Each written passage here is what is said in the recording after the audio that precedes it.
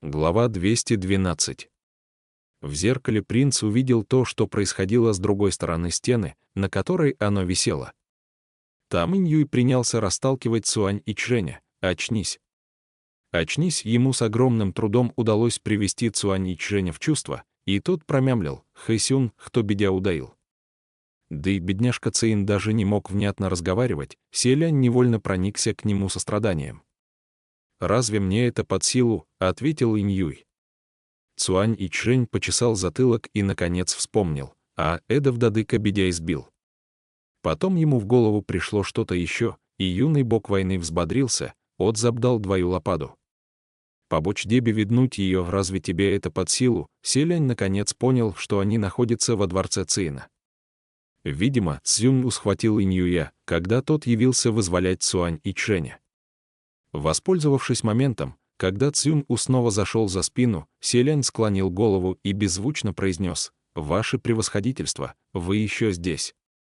Он ждал ответа Ши Цинцюаня, но дождался лишь Цзюнь-У, который из-за его спины сказал: «Конечно, его здесь нет». «Цзюнь-У, я вдруг вспомнил, что в барьере вокруг столицы бессмертных есть одна лазейка. Поэтому теперь заклинанием перемещения души воспользоваться тоже невозможно». Похлопав Селяня по плечу, Цзюнь-У с теплотой в голосе добавил: «Помню, это я когда-то обучил тебя перемещению души. Синь-Лэ прекрасно применил его на практике. Я очень доволен». Сказав это, Цзюнь-У вышел, и вскоре в зеркале перед Селянем появилась его фигура. Цюань и Чжэнь заметил его первым и немало удивился. Инь-Юй тоже резко развернулся и настороженно воскликнул: «Владыка!»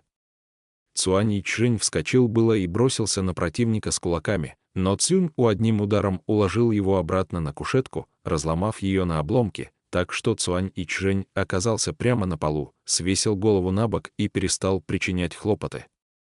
Инь-Юй насторожился, но Цзюнь-У сказал ему: «Нет нужды так волноваться. Подумай вот о чем, настороженность в моем отношении совершенно ничем не поможет, так не лучше ли сразу расслабиться?» И это была чистая правда. Инь-Юй, не зная, что сказать, по привычке ответил неловкой улыбкой, которую торопливо стер с лица. В отличие от него, Цзюнь увел себя спокойно и естественно. «Ах, Инь-Юй, я ведь никогда раньше вот так не разговаривал с тобой, верно? Похоже, что так», — осторожно ответил Инь-Юй.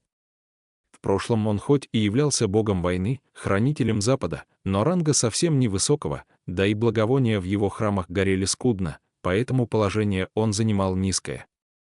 Конечно, не на самом дне чертогов верхних небес, но все же ниже среднего, поэтому Инь-Юю никогда не выпадало шанса оказаться так близко от величайшего среди небожителей, императора Шинью. Волнение охватило Инь-Юя с того самого момента, как только Цзюнь-У переступил порог дворца, а теперь лишь усилилось. Но в чертогах верхних небес очень много небесных чиновников, которые со мной не разговаривали, заметил он. Они со мной даже не знакомы. Тут ты не прав, возразил Цзюнь-У. Очень многие знают тебя. Возможно, они с тобой не виделись, но все же знают. Правда. Замер Инь-Юй. Все потому, что многие знают твоего Шиди. Ну а если разговор заходит о нем, зачастую упоминают и тебя. Для сравнения. Ох, какое колкое замечание. Пускай без всякой эмоциональной окраски, но именно из-за того, что владыка не был предвзят, описывая факты, его слова прозвучали еще обиднее. Цюань и Чжэнь по-прежнему лежал без сознания, Инь-Юй же опустил голову, и его руки сжались в кулаки. Селянь начал догадываться, что задумал Цзюнь-У. Спустя некоторое время Инь-Юй, исполнившись смелости, заговорил: «Владыка, чего же вы добиваетесь? Вы ведь уже император Шинью, первый бог войны 3 миров. Ни на небесах, ни на земле не найти того, кто смог бы поравняться с вами. Почему вы так поступаете? Что же вам, что вам нужно?» Цзюнь-У, разумеется, не ответил ему, но неожиданно спросил: «Инь-Юй, ты хотел бы вернуться на верхние небеса, что?» Селяня этот вопрос тоже потряс. Что задумал Цзюнь-У? Какой смысл сейчас пытаться переманить Инь-Юя на свою сторону? Тебе ведь совсем не нравится быть пешкой внизу, в мире демонов. Иньюй, наконец, оправился от потрясения, не стоит придумывать того, чего нет. Нравится, не нравится, такого выбора у меня никогда не существовало. Селянь в душе посетовал, не надо было так отвечать.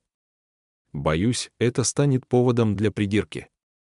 Как и ожидал принц, Цзюнь усмехнулся. Знаешь, а ведь такой ответ как раз и означает: да, мне не нравится, но я не желаю говорить об этом.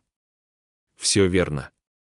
Если бы Иньюй в душе обладал достаточной уверенностью, что ему по-настоящему по нраву собственное положение в мире демонов, он бы ответил прямо: «Мне все нравится, даже очень». Пытаясь уйти от выпада, он сделал ответ еще более очевидным.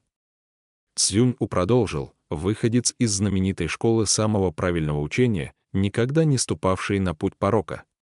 Старший ученик мастера, с детства впитавший самые основы, стремящийся к вечности вознесения путем познания истинного пути. Подобные стремления переменить непросто. Скатившись до мира демонов, ты оправдываешься лишь тем, что не имел иного выхода и поступил так от безысходности. Разумеется, ты не можешь заявлять, что весьма доволен своим нынешним положением, поскольку это вовсе не то, к чему ты тяготел. Иньюю действительно не хватало уверенности. Он робко произнес: «Я в долгу перед градоначальником, он спас меня, знаю», — перебил Цзюню. А еще помог упокоить озлобленный дух Цзяньюя, погибшего после разжалования. Верно, верно. Поэтому неважно, доволен ли я своим положением, это значит недоволен. Однако тебя сдерживает чувство долга, а также то, что тебе больше некуда пойти.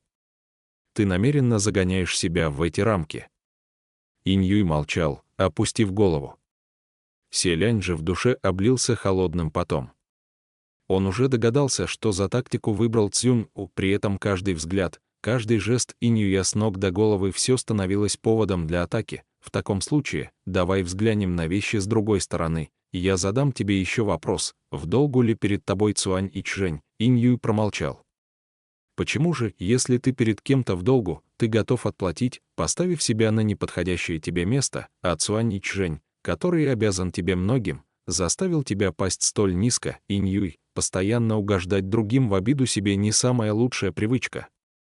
Ты должен понимать, что благодарности за это не дождешься. Он просто с каждым шагом наступал на самое больное место. Ты всю жизнь мечтал о вознесении и правильном пути. Ты желаешь занять хороший пост в чертогах верхних небес, встать в ряд с другими богами войны. Даже после того, как Цуань и Чжэнь заставил тебя пострадать, после того, как ты стал лишь фоном для оттенения его способностей, посмешищем для всех небожителей, ты возвращаешься в столицу бессмертных, скрипя сердце. Не ради того ли, чтобы заполучить шанс остаться. Это твое место. Но Цуань и Чжэнь все испортил, а потом с легкостью забрал то, что предназначалось тебе. Почему? Ты приложил меньше усилий, чем он. Нет, ты старался гораздо больше. Кроме того, если говорить о таланте в целом, он мог и не сравниться с тобой. Почему Цин и поныне стоит особняком в чертогах верхних небес, почему не обзавелся поддержкой? Причиной тому простота его мысли, бестолковое невежество, привычка идти напролом, неспособность убеждать. Ты же в сравнении с ним более мудрый и зрелый, понимаешь, как вести себя с другими людьми, умеешь приспособиться и готов трудиться в поте лица. Владей ты его природными данными, его магическими силами, и твои успехи превзошли бы его многократно. И в способности убеждать ты преуспел бы больше. Иньюй начал терять самообладание. Не понимаю, к чему вы все это говорите. И если не имеет смысла, ведь его магические силы — это его магические силы, неожиданно он громко вскрикнул, вскинул руку и ужаснулся. Что? Что это? Его ладонь вдруг сверкнула белым божественным светом, настолько ослепительным, что невозможно не отвести взгляд. Цзюнь-У совершенно спокойно пояснил: «Не пугайся, это всего лишь немного магических сил». Тогда Иньюй слегка успокоился и, все еще не веря своим глазам, спросил: «Чья это сила?» «Моя». «Но у меня нет такой, у него не могло быть такой мощной магической силы. Сейчас она пока не твоя. Но станет ли твоей, зависит от твоего выбора. Раз она не моя, то чья же? Неужели он сразу вспомнил кое про кого и посмотрел в сторону, где как раз в этот момент в себя пришел невероятно живучий Цюань Ичжэнь? Он выглядел весьма озадаченным, похоже, снова потерял нить происходящего. «Верно», — произнес Цзюню. «Это магические силы Цюань Ичжэня». Цюань Ичжэнь, а Инь-Юй воскликнул, как его магические силы могли оказаться у меня? Разве магическими силами меняются друг с другом? Как это возможно? Даже судьбами возможно поменяться, почему же магическими силами нельзя? Многие вещи не настолько сложны, как ты предполагаешь. Пара фраз небесного чиновника высшего ранга, пара росчерков кистью, и дело сделано. Инь-Юй задрожал.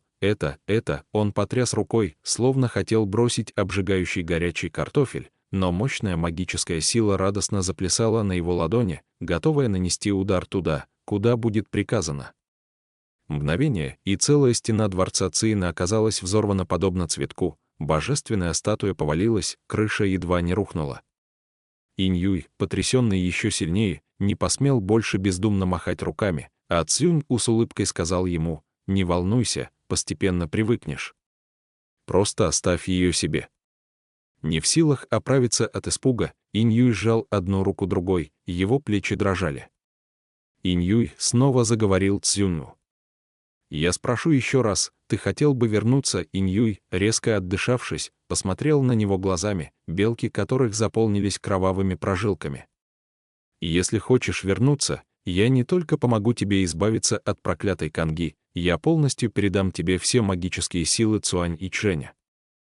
Цюань Ичжэнь, который даже не подозревал о существовании столь страшной магической техники, на месте остолбенел. Селянь же испуганно воскликнул: он сошел с ума. С того момента, медленно продолжал Цзюнь-У, людей, знающих лишь Цина, но не знающих Инь-Юя, больше не будет. Кто-то еще посмеет не запомнить твое имя? Никогда. Инь-Юй отшатнулся на несколько шагов, невпопад запинаясь. Моральное напряжение заставило селяня позабыть, что он связан. Задержав дыхание и крепко схватившись за ручки стула, он чуть подался вперед. По крайней мере, в одном Цзюнь-У не ошибался. Принц тоже это видел, в душе Инь-Юй стремится к небесным чертогам. Он должен остаться здесь, это желание прочно укоренилось в нем с самого детства, и его очень трудно было сломить. И еще, неужели Инь-Юй в самом деле нисколько не питал ненависти к Цюань Ичжэню, селянь не взялся бы утверждать. Когда между людьми происходит так много всего, фразу «я совсем не испытываю к тебе ненависти» произнести не так-то просто. И эта ненависть может быть как маленькой, так и большой, а Инь-Юй никогда не являлся человеком твердого характера, и на его мысли и поступки другие всегда оказывали серьезное влияние. Но поскольку принц не имел возможности пообщаться с Инь-Юем подольше, он также не мог сказать наверняка, как поведет себя тот. Оставалось лишь молча умолять в душе: «Ваше Высочество Инь-Юй, берегитесь». Инь-Юй очень долго не находил себе места от волнения, он сел и спрятал лицо в ладони, лишь через некоторое время наконец поднял взгляд, который сделался холодным и мрачным. Он долго смотрел на избитого до состояния кучи рухляди Цюань Ичжэня, затем тихо произнес: «Владыка, вам, правда, под силу передать мне все его магические силы». Сердце селяня потяжелело, Цюань Ичжэнь широко раскрыл рот. «Шисюн, может, я передам тебе их прямо сейчас?» — предложил Цзюнь-У. «И ты узнаешь, под силу ли мне это». Инь-Юй как будто все еще сомневался, но не сможет ли он забрать их у меня? Все же это его собственные магические силы, и если он захочет их вернуть, только если ты сам того пожелаешь. Или же в случае твоей смерти. А если я заберу его магические силы, Цюань Ичжэнь умрет. Колебался Инь-Юй. Что с ним станет, как бы то ни было, Инь-Юй, должно быть, все же не желал, чтобы Цюань Ичжэнь погиб от его руки. «Ничего не станет», — ответил Цзюню. «Процесс будет несколько болезненным, и только. Но кто на этом свете не испытывал страданий? Как с ним поступить, убить или оставить в живых, зависит только от тебя. Как же быть с другими небесными чиновниками? Ведь так много небожителей видели, что случилось ранее во дворце Шинью, и если весть разлетится, Цзюнь с улыбкой ответил: «Видели, и что с того? Они лишь муравьи, которых я могу раздавить одной рукой. Эти будут уничтожены, новые займут их место. Ты же сменишь облик, имя, выдумаешь новую историю происхождения, и никто ничего не узнает». Он сказал это так легко и непринужденно, словно речь шла об остывшем чае, который можно вылить и заменить стаканом нового. Мимоходом, будто для него это было привычно и знакомо. В итоге Иньюй задал последний вопрос: «И какое место я займу в новых чертогах верхних небес? Линвэнь — моя левая рука, а ты станешь правой. И над вами не будет никого, кроме меня». Иньюй стиснул зубы и, наконец, решился: «Хорошо». Затем мрачно добавил: «Прошу владыку запомнить данное мне сегодня обещание». Ну, а теперь он не закончил, лишь перевел взгляд на Цюань и Чжэня. «Как тебе будет угодно», — сказал Цзюню. В тот же миг лицо Цюань и Чжэня исказилось, из его цыца хлынула кровь, он громко закричал и, схватившись за голову, покатился по полу, словно от невыносимой боли. Тем временем тело Иньюя охватило божественное сияние. Его лицо озарилось этим светом, он вскинул руку, направляя удар вверх, и дворец Цина с грохотом рухнул, стоя посреди золотых руин. Иньюй опустил голову, посмотрел на свои руки и медленно сжал кулаки. Во взгляде Цзюнь учиталось выражение, с которым смотрят на ребенка, заполучившего новую игрушку. «Как ощущение?» — Иньюй сказал после долгого молчания. «Я никогда не владел подобной мощью». Затем перевел взгляд на кричащего от боли и катающегося по полу Цюань и Чжэня и со смешанной гаммой чувств на лице произнес: «Мой учитель когда-то сказал одну фразу. Он сказал, что Цюань и Чжэню от рождения предначертано вознестись, что небеса даровали ему все для этого.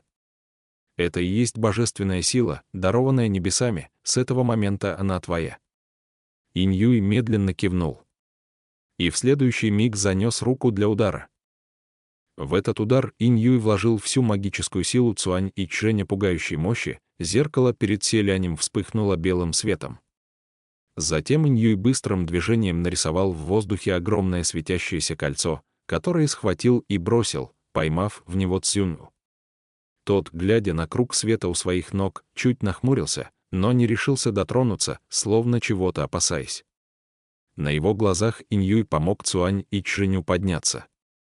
Не моргнув глазом, Цзюнь обратился к нему: «Иньюй, передумав в последний момент, ты ничего не хочешь мне объяснить?» Иньюй, стоя к нему спиной, взвалил Цюань и Чжэня на спину и не ответил. «Разумеется, твой поступок заслуживает воспевания, ты проявил возвышенные моральные качества. Но это действительно то, чего желает твое сердце. Ты несколько сотен лет шел против себя и теперь намерен продолжать этот путь». Молчание в ответ. «Ты в самом деле не испытываешь ни капли ненависти к тому, кого сейчас спасаешь. Оставим ненависть, неужели он тебя даже не раздражает?» Тут Иньюй наконец не выдержал. До хруста сжав кулаки, он резко развернулся с криком: «Я ненавижу его. И он меня раздражает. Но что с того?» Цюань и Чжэнь, взволнованный до крайности, разбрызгивая кровь из носа и рта, проговорил: «Шисюн, замолчи!» Прикрикнул Иньюй. Затем повернулся к Цзюнь: ты. Почему ты намеренно напоминаешь мне об этом? Да еще так, словно вы все меня прекрасно знаете». «Да, он меня раздражает. Но что с того? Он столько бед мне причинил, почему я не могу ненавидеть его хоть немного?» Сердце селяня, опустившееся на дно, вновь воспарило ввысь. Он, не зная, плакать или смеяться, чуть не свалился вместе со стулом. Что это за странная логика? Потом Иньюй опять сказал: но я же просто хочу пораздражаться на него немного, только и всего. Это не означает, что я непременно желаю причинить ему вред. Что значит то, что предназначалось мне? Кроме природных качеств, ничто на свете не принадлежит кому-то по праву рождения. И ничего чужого мне не надо». У селяня перед глазами просветлело, он выкрикнул: Отлично сказано, да, я хотел бы вернуться на верхние небеса, хотел бы стать одним из 10 сильнейших. Продолжал Иньюй. Но, если это не мое собственное достижение, оно не имеет смысла. Да, мне не повезло, я признаю. Если он сильнее меня, то я, по крайней мере, способен признать, что это действительно так. Признать, что мне и впрямь с ним не сравнится, не так уж сложно. Гордость. В тот миг Селянь наконец увидел в Иньюе ту самую честь и гордость, какими он обладал в молодые годы. Раздалось горестное «Уаа». Этот Цуань Ичжэнь расплакался на спине Иньюя. В стороны разлетелись капли крови, смешавшиеся с соплями и слезами, забрызгав лицо Иньюя. Тот взмолился: «Хватит плеваться». Цуань Ичжэнь жалобно заныл: «Прости, Шисюн, не в силах его терпеть». Иньюй бросил: «И прекрати извиняться передо мной. Все равно не понимаешь, за что просишь прощения». «Не могу больше тебя выносить», — Цзюнь вздохнул и потер пальцами висок. Иньюй же добавил: к тому же, я ведь тоже что-то из себя представляю. И ты сам сказал, если говорить о таланте в целом, он мог и не сравниться со мной. У меня есть свои собственные хрусть». Цзюнь развернулся и махнул рукой. «Великолепно. Думаю, вы с Синьле наверняка нашли бы общий язык». Что произошло? У привязанного к стулу селяня сердце едва не выпрыгивало из груди. Что с Иньюем? Иньюй замолчал, а потом выражение его лица сделалось очень странным. Цзюнь уже с руками за спиной, не встретив и малейшей преграды, свободно перешагнул через кольцо света, казавшееся таким мощным, затем произнес: «Я догадывался, что ты дашь такой ответ. Поэтому не стал сразу снимать твою кангу». Проклятую кангу. На запястье Иньюя и впрямь была надета проклятая канга. Селянь быстро перевел к ней взгляд, Иньюй тоже поднял руку. Первоначально напоминающая необычный ремешок, проклятая канга уменьшилась в размере, обхватив руку Иньюя так плотно, что казалось, собирается сломать. По его руке распространилась бледность, сравнимая с цветом бумаги, и процесс продолжался. Эта проклятая канга высасывала из него кровь. Селянь рывком подался вперед, но не удержал равновесия и вместе со стулом упал на пол, на этот раз потеряв возможность видеть даже то, что происходит в зеркале. Он изо всех сил пытался вырваться, барахтаясь на полу, но ничего не вышло, оставалось только слушать звуки сражения, раздающиеся из зеркала. Прошло какое-то время, прежде чем перед его глазами показалась пара белых сапог. Это вернулся Цзюню. В руках он держал напившуюся крови темно-красную проклятую кангу, должно быть, снятую с Иньюя. Присев рядом с принцем, Цзюнь погладил его по голове: «Ступай, попрощайся со своим маленьким другом». Мертвый узел на ленте наконец ослаб. Селянь вскочил и сразу отвесил Цзюнь удар кулаком по лицу. Разумеется, цели не достиг, да и сам едва не упал снова. Впрочем, он и не надеялся попасть, просто выпустил пар и тут же помчался в соседний зал дворца. Иссохшее тело Иньюя лежало на полу, бледное и худое, словно сделанное из бумаги. Лицо тоже сильно сморщилось, божественный свет полностью исчез, вернувшись к Цуань Ичжэню, избитому еще сильнее, так что теперь невозможно было узнать первоначальный облик юного бога войны. Похоже, все магические силы возвратились к прежнему хозяину. Селянь кинулся к Иньюю: «Ваше высочество, Иньюй!» Иньюй, вытаращив глаза, которые казались теперь больше и выразительнее, посмотрел на него и прохрипел: «Ваше высочество!» Цуань Ичжэнь лежал на полу и безутешно плакал, вскидывая голову к небу: «Прости, Шисюн, я умею только драться, но его одолеть мне не под силу». Кровь из его рта и носа вновь забрызгала лицо и глаза Иньюя. От одного взгляда на это становилось ужасно неприятно, и на лбу Иньюя вдруг вздулись вены. Он заорал, будто к нему ненадолго вернулась уходящая жизнь. Сказал ведь: «Хватит плеваться». Эх. Ладно, можешь разозлить меня до смерти. Он вновь бессильно затих. Глядя на него, Селянь сам не знал, чего ему хочется больше: горестно вздыхать или ронять слезы. Или же на самом деле ему хочется прыснуть со смеху. И вдруг высохшие глаза Иньюя заполнились слезами. «Я знаю», — прошептал он. «Ичжэнь — редкий талант, а я обыкновенный человек. И большего, чем я тогда достиг, мне достичь не суждено. Я знаю». В душе селяня разлилась волна щемящей беспомощности.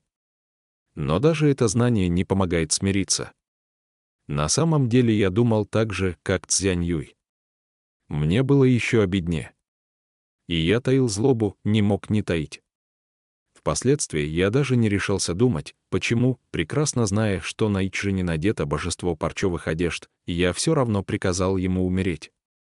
Я потерял рассудок от злости или по-настоящему желал ему смерти. Селянь, обнимая его, сказал: «Все в порядке, ничего страшного. Это лишь мелочи, поверьте.